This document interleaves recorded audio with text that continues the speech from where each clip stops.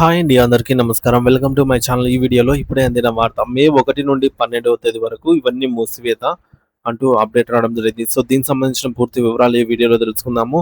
Video అయితే ఎక్కడే కానీ స్కిప్ చేయకుండా ఎండ్ వరకు చూసేయండి. అప్పుడే ఇన్ఫర్మేషన్ పూర్తిగా అర్థమవుతుంది. అలాగే ఈ వీడియో చూస్తున్న ప్రతి ఒక్కరు లైక్ చేయండి ఫ్రెండ్స్. ఈ వీడియోని తోటి ఉద్యోగ పెన్షన్ మిత్రులతో అయితే షేర్ చేయండి. కొత్తగా మన ఛానల్ చూస్తున్న వారు ఇంకా ఎవరైనా సబ్స్క్రైబ్ చేసుకోకపోతే వెంటనే మన ఛానల్ని సబ్స్క్రైబ్ చేసుకోండి. సబ్స్క్రైబ్ చేసుకోవడం వల్ల నేను చేసే ప్రతి ఒక్క వీడియో మీ వరకు రీచ్ అవుతుంది. ఇక ఆలస్యం చేయకుండా వివరాల్లోకి అయితే వెళ్ళిపోదాము. ఫ్రెండ్స్, ఇక విషయానికి వచ్చినట్టయితే ఇప్పుడే అందిన ఒక అత్యంత కీలకమైన తాజా సమాచారం ప్రకారం వచ్చే మే నెలలో సామాన్య ప్రజలందరూ తమ దైనందిన ఆర్థిక కార్యకలాపాలకు సంబంధించి ఎంతో అప్రమత్తంగా ఉండవలసిన అవసరం అయితే ఉంది. మే 1వ తేదీ నుండే ఈ నిబంధనలు అమల్లోకి అయితే రానున్నాయి. దీని ప్రకారం మే నెల ప్రస్తుతం ఏకంగా 12 రోజుల పాటు వివిధ కారణాల వల్ల సేవలైతే నిలిచిపోనున్నాయి.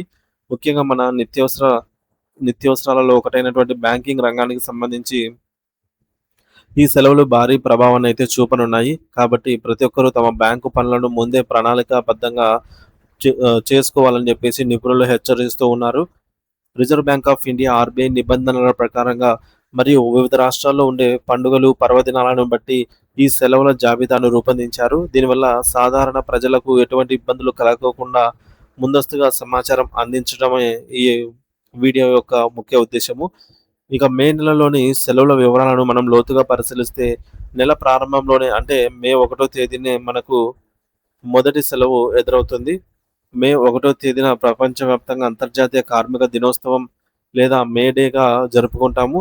దీనికి తోడు అదే రోజున బుద్ధ పౌర్ణిమ పర్వదినం కూడా రావటం వల్ల దేశంలోని చాలా రాష్ట్రాల్లో బ్యాంకులకు సెలవు ప్రకటించారు. ఇక మే 3వ తేదీ మనకు తెలిసిందే, మొదటి ఆదివారం వస్తుంది. సాధారణంగా ఆదివారాలు బ్యాంకులు పని చేయవు కాబట్టి ఆ రోజు కూడా లావాదేవీలకు విరామం అయితే ఉంటుంది.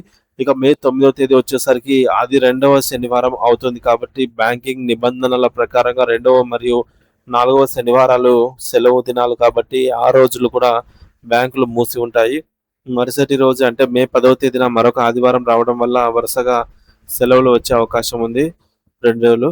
ఇక ఇది వినియోగదారులపై ప్రభావం చూపుతుంది. మరిన్ని వివరాల్లోకి వెళ్తే మే 16వ తేదీన దేశంలోని కొన్ని రాష్ట్రాల్లో రాష్ట్ర అవతరణ దినోత్సవాలు జరగనున్నాయి.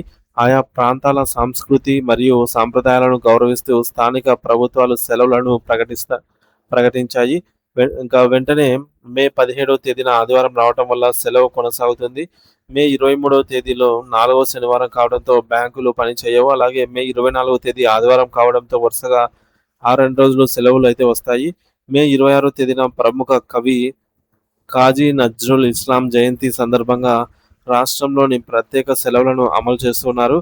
మే 27వ తేదీ ముస్లిం సోదరులు ఎంతో పవిత్రంగా జరుపుకునే బక్రీద్ పండుగ ఉంది. ఇది జాతీయ స్థాయి సెలవు కాబట్టి దేశవ్యాప్తంగా బ్యాంకులు మూతపడతాయి. ఇక మే 28వ తేదీన కూడా కొన్ని ప్రాంతాల్లో అదనపు సెలవులు ఇచ్చే అవకాశం ఉంది. ఇది ఆయా ప్రాంతాల స్థానిక పరిస్థితులపై ఆధారపడి ఉంటుంది.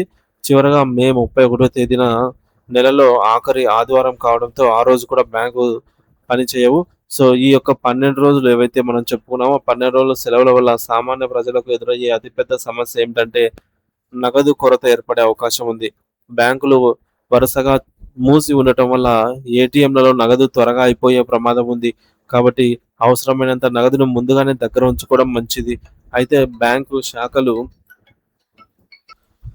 మూసి ఉన్నప్పటికీ డిజిటల్ చెల్లింపులైన net banking, mobile banking, Google Pay, PhonePe మరియు యూపీఐ సేవలు 24 గంటల పాటు అందుబాటులో ఉంటాయని ప్రతి ఒక్కరూ గమనించాలి. కేవలం చెక్కుల క్లియరెన్స్, నగదు డిపాజిట్ లేదా లోన్ సంబంధిత పనుల కోసం బ్యాంకులకు వెళ్లాల్సి వస్తే మాత్రం ఈ 12 రోజుల సెలవు క్యాలెండర్‌ను తప్పనిసరిగా గుర్తుంచుకోవాలి.